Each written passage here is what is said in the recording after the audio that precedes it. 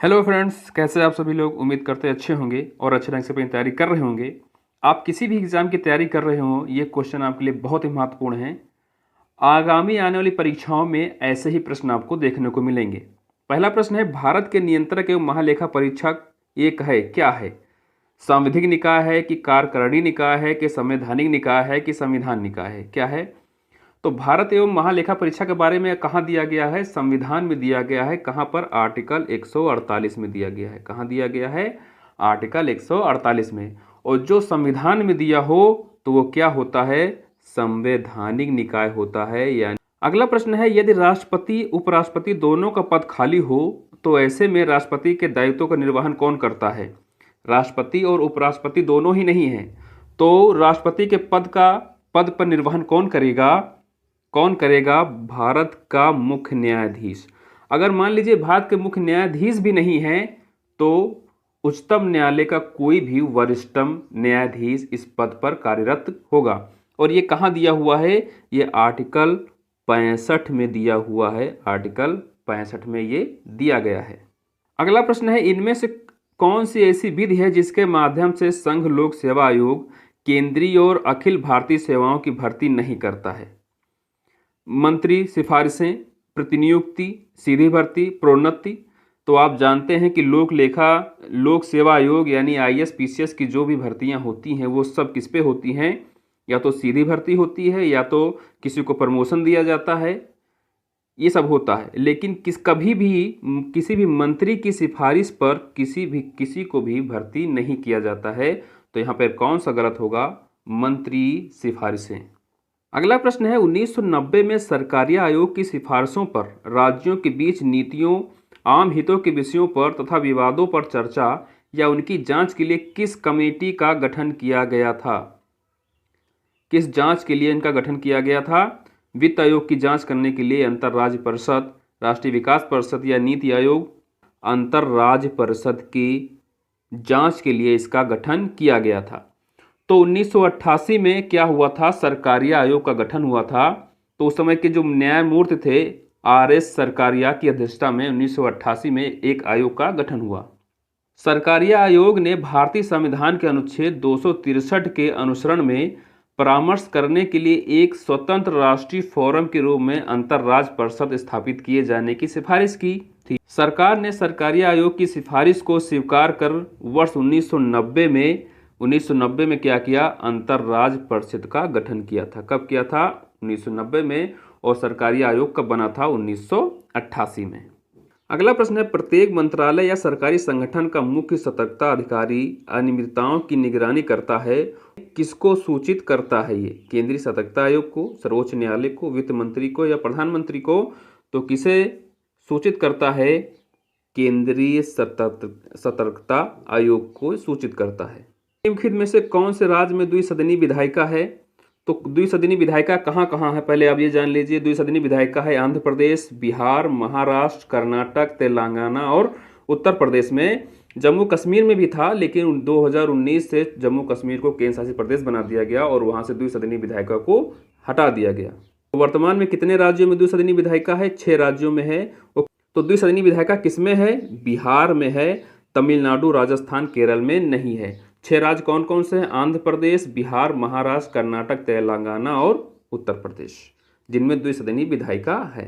कौन सा अनुच्छेद सशस्त्र बलों, अर्धसैनिक बलों, पुलिस बलों, खुफिया एजेंसियों आदि के सदस्यों के मौलिक अधिकारों को प्रतिबंधित करने या निरस्त करने के लिए संसद को अधिकार देता है? किसमें है? अनुच्छेद 30, 33, 32 या 28 में। तो किसमें दिया हुआ है? आर्टिकल 33 में दिया हुआ है। आर्टिकल 32 क्या कहता है? संवैधानिक उपचारों का सिद्धांत, जिसे अंबेडकर साहब ने संविधान की आत्मा माना है। और 28 में आपको क्या दिया हुआ है? 28 में आपको धर्म की स्वतंत्रता के बारे में दिया गया है। तो यहाँ पे सही क्या होगा? अनुच्छेद 33 सही होगा। भारत के संविधान के कौन से भाग रूस से लिए गए हैं? पंचवर्षीय योजना, मौलिक अधिकार, मौलिक दायित्व। तो कौन कौन से लिए गए हैं? तो पंचवर्षीय योजना और मौलिक दायित्व ये कहाँ से लिए गए हैं? ये रूस से लिए गए हैं। जबकि मौलिक अधिकार ये कहाँ से लिया गया है? ये अमेरिका से लिया गया है। तो रूस से क्या क्या लिया गया है? पंचवर्षीय योजना और मौलिक दायित्व। इसलिए पी और आर ऑप्शन सी सही हो जाएगा। भारत में विकास मामलों पर निर्णय लेने और विचार विमर्श करने के लिए सर्वोच्च निकाय के रूप में किसका गठन किया गया था? राष्ट्रीय विकास परिषद, कार्यक्रम मूल्यांकन संगठन, वित्त आयोग, अंतर्राज्य परिषद। तो भारत में विकास मामलों पर निर्णय लेने के लिए किसका गठन किया गया था? तो राष्ट्रीय विकास परिषद का गठन किया गया था। कब किया गया था? 6 अगस्त 1952 में इसका गठन किया गया था। इनमें से कौन सा किसी राज्य के राज्यपाल के अधिकारों के बारे में सही है? तो पी कह रहा है वह किसी बिल पर अपनी सहमत रोक सकता है, ये भी सही है। वह किसी भी अप्रत्याशित व्यय पूरा करने के लिए राज्य की आकस्मिक निधि से अग्रिम दे सकता है, ये भी सही है।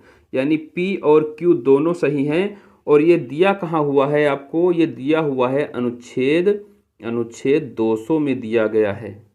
राष्ट्रपति द्वारा घोषित आपातकाल की स्थिति कितने दिनों के बाद समाप्त हो जाती है यदि सत्र के चलते उसे संसद के दोनों सदनों द्वारा अनुमोदित प्राप्त नहीं होता है?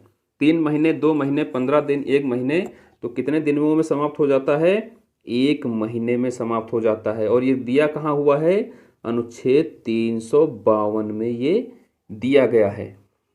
आपातकाल की उद्घोषणा का अनुमोदन संसद के दोनों सदनों द्वारा 1 माह के अंदर होना आवश्यक है। अगर संसद के दोनों सदनों से अनुमोदन हो जाता है तो आपातकाल में 6 माह तक जारी रहेगा तथा प्रत्येक 6 माह में इसे संसद के अनुमोदन से इसे आगे भी 6 माह के लिए बढ़ाया जा सकता है। अधिकतम कितने, कब तक? अधिकतम 3 वर्ष तक। अधिकतम कहाँ तक? अधिकतम 3 वर्ष तक। 1976 में राष्ट्रीय आपातकाल के दौरान भारत के संविधान का अध्ययन करने की जिम्मेदारी जिस समिति को सौंपी गई थी उसके अध्यक्ष कौन थे? कर्ण सिंह, वी.के. कृष्ण मेनन, सरदार स्वर्ण सिंह, ज्ञानी जेल सिंह। तो कौन से अध्यक्ष थे उसके? सरदार स्वर्ण सिंह। तो 1976 में राष्ट्रीय आपातकाल के दौरान भारत के संविधान का अध्ययन करने की जिम्मेदारी स्वर्ण सिंह समिति को सौंपी गई थी। इस समिति ने संविधान में 8 मूल कर्तव्यों को शामिल करने का सुझाव दिया। स्वर्ण सिंह समिति की सिफारिशों को स्वीकार करते हुए 42वां संविधान संशोधन 1976 10 मूल कर्तव्यों को जोड़ा गया। कब हुआ था? 42वां संविधान संशोधन 1976। वो कितने मूल कर्तव्य जोड़े गए थे? 10 जोड़े गए थे। वर्तमान में कितने हैं? 11 हैं। 11वां कौन सा है? 6 से 14 वर्ष तक के बच्चों को अनिवार्य शिक्षा। अगला प्रश्न है मौद्रिक नीति समिति के पदेन अध्यक्ष कौन है? वित्त मंत्री, प्रधानमंत्री, भारतीय रिजर्व बैंक के गवर्नर, राष्ट्रपति। तो मौद्रिक नीति समिति के पदेन अध्यक्ष कौन होते हैं? भारतीय रिजर्व बैंक के गवर्नर होते हैं। अगला प्रश्न है सर्वोच्च न्यायालय के न्यायाधीश को हटाने के लिए कौन सा तरीका सही है? सिद्ध कदाचार, अक्षमता और भारत के राष्ट्रपति के आदेश द्वारा, सर्वोच्च न्यायालय की न्यूनतम 12 सदस्य पीठ द्वारा महाभियोग। तो सर्वोच्च न्यायालय के न्यायाधीश को हटाने के लिए कौन सा तरीका सही है? सिद्ध कदाचार, अक्षमता और भारत के राष्ट्रपति के आदेश द्वारा। तो इसमें कौन सही होगा? केवल पी सही होगा। और ये दिया कहाँ हुआ है? संविधान के आर्टिकल 124 में दिया गया है।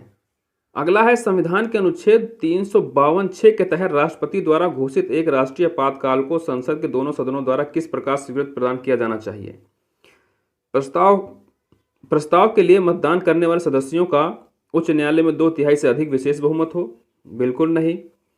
एक विशेष बहुमत जो उस प्रस्ताव के पक्ष में है वह उपस्थित सदस्यों के 2/3 और मतदान करे तथा उस सदन की कुल सदस्यता का बहुमत हिस्सा हो, ये सही है। तो इसके लिए कौन सही होगा? ऑप्शन बी सही होगा। अगला प्रश्न है संविधान के अनुसार निम्न में से कौन सा लोक सेवकों के संबंध में सच है? अनुच्छेद 309 क्या कहता है कि भर्ती और सेवा शर्तों को नियमित करने के लिए संसद को अधिकार देता है? बिल्कुल सही है। अनुच्छेद 311 कहता है कि अखिल भारतीय सेवाओं का कोई भी सदस्य नियुक्ति करने वाले अधिकारी के किसी अधीनस्थ अधिकारी द्वारा हटाया या निकाला नहीं जाएगा। तो ये भी सही है। तो ये कहाँ पे दिया हुआ है? पी और क्यू, इसमें दोनों ही सही हैं। अगला है विकलांग और अनियोज्य के लिए राहत किसका हिस्सा है? राज्य सूची का, संघ सूची का, अवशिष्ट सूची का, समवर्ती सूची का। विकलांग और अनियोज्य कहाँ आता है? तो ये कहाँ आता है? राज्य सूची में आता है। राज्य सूची का विषय है। अगला प्रश्न है राजनीति के निर्देशक सिद्धांतों में कौन सा संविधान के संबंधित अनुच्छेदों से सही ढंग से मेल खाता है? अनुच्छेद 47 में क्या दिया हुआ है? न्यायपालिका से कार्यपालिका का पृथक्करण। ये किसमें दिया हुआ है? 47 में दिया गया है? बिल्कुल नहीं, ये किस में दिया गया है? आर्टिकल 50 में दिया गया है, तो ये तो गलत हो गया। अनुच्छेद 43A कहता है अंतर्राष्ट्रीय शांति और सुरक्षा का प्रचार, तो ये भी गलत है। तो अंतर्राष्ट्रीय शांति और सुरक्षा कहाँ दिया है? आर्टिकल 51 में दिया गया है। अनुच्छेद 49 कहता है राष्ट्रीय महत्व के स्मारकों को, स्थानों और वस्तुओं का संरक्षण, ये सही है, ये 49 में ही दिया गया है। न्यायपालिका से कार्यकारिणी का पृथक्करण ये कहाँ दिया हुआ है? ये दिया हुआ है आपको 50 में। और अंतर्राष्ट्रीय शांति और सुरक्षा कहाँ दिया हुआ है? 51 में। और राष्ट्रीय महत्व के स्मारकों, स्थानों को और वस्तुओं को संरक्षण करना ये 49 में दिया गया है। तो इसलिए कौन सही होगा? केवल आर सही होगा। तो 47 में क्या दिया है? अनुच्छेद 47 में क्या दिया है? पोषाहार स्तर और जीवन स्तर को ऊंचा करना। ये किसमें दिया है? स्वास्थ्य संबंधित है।